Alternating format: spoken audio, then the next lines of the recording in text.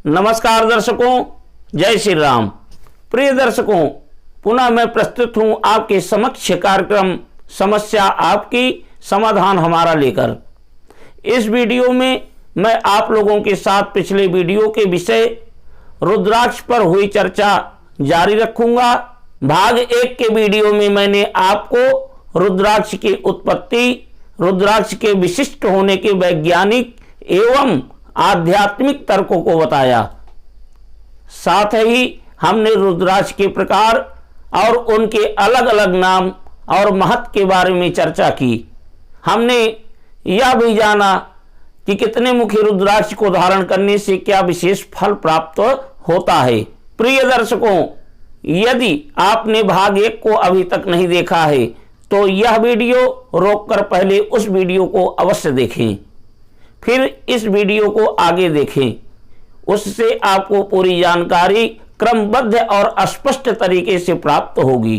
प्रिय दर्शकों, अब मैं इस भाग 2 के वीडियो में जानकारी दूंगा कि असली रुद्राक्ष की पहचान कैसे की जाती है, शरीर पर किस भाग पर कितने मनकों को धारण किया जाना उचित होता है, रुद्राक्ष को धारण कैसे करें और रुद्राक्ष को धारण करने वाले को मुख्य रूप से क्या संयम बरतने चाहिए।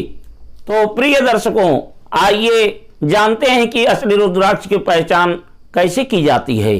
रुद्राक्ष की सबसे विशिष्ट पहचान इसके पानी में डूबने या न डूबने से की जाती है।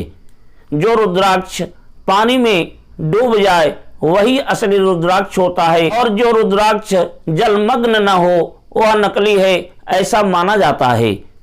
परंतु इसमें भी 2 समस्याएं हैं। नंबर 1, रुद्राक्ष के कच्चे फल कभी कभी डूबते नहीं हैं, इसीलिए ये असली होते हुए भी नकली मान लिए जाते हैं। नंबर 2, प्लास्टिक में कुछ भारी पदार्थ मिलाकर या शीशम या एबोनी की लकड़ी से बने रुद्राक्ष भी पानी में डूब जाते हैं, इसीलिए अब रुद्राक्ष को जलमग्न होने के आधार पर परखना मुश्किल हो गया है।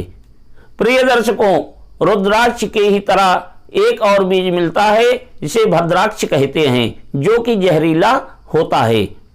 भद्राक्ष का पेड़ उत्तर प्रदेश, बिहार और आसपास के क्षेत्रों में बहुतायत में होता है।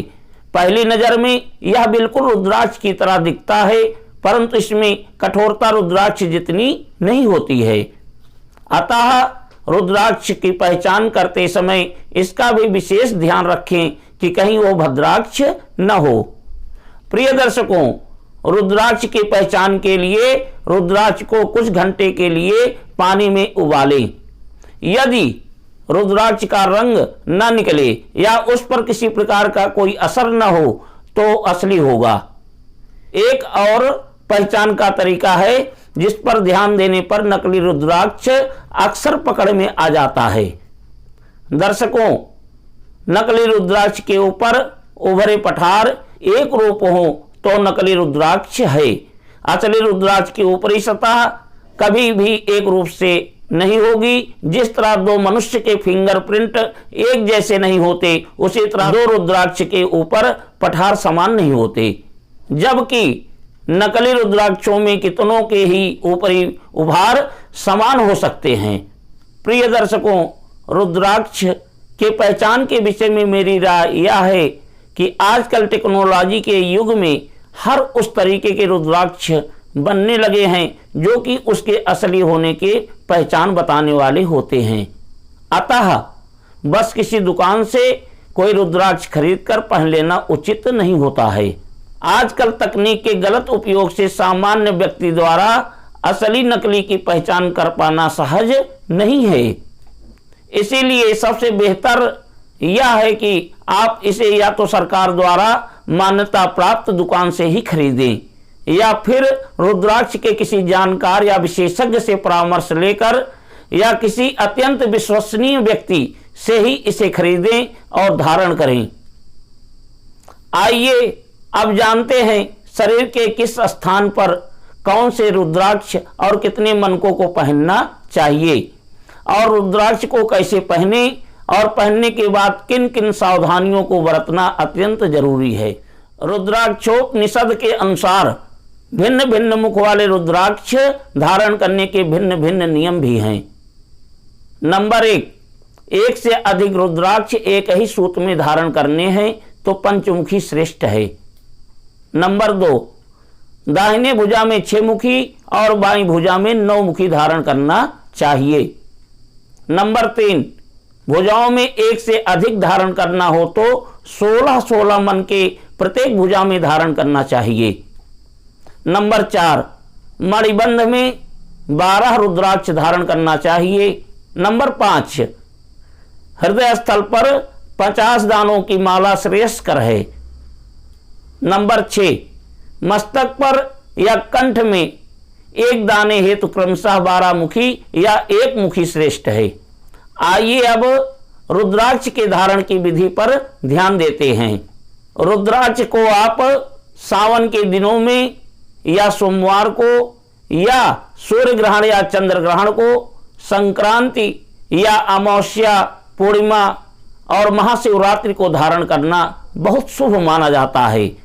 रुद्राक्ष को धारण करने से पहले उसी माले से एक माला ओम नमः शिवाय का जप कर लेना चाहिए। इसका तात्पर्य यह है कि हर मनके को ओम नमः शिवाय से अभिमंत्रित कर लिए हैं, परंतु ध्यान रहे कि एक बार धारण करने के पश्चात पुनः उस माला पर किसी भी प्रकार का जाप न करें।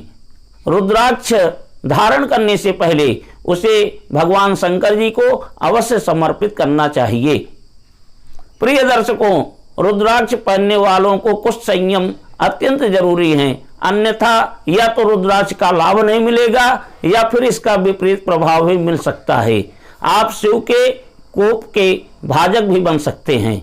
रुद्राक्ष धारण करने वाले व्यक्ति को मांसाहारी भोजन तथा मदिरा का सेवन तो बिल्कुल नहीं करना चाहिए।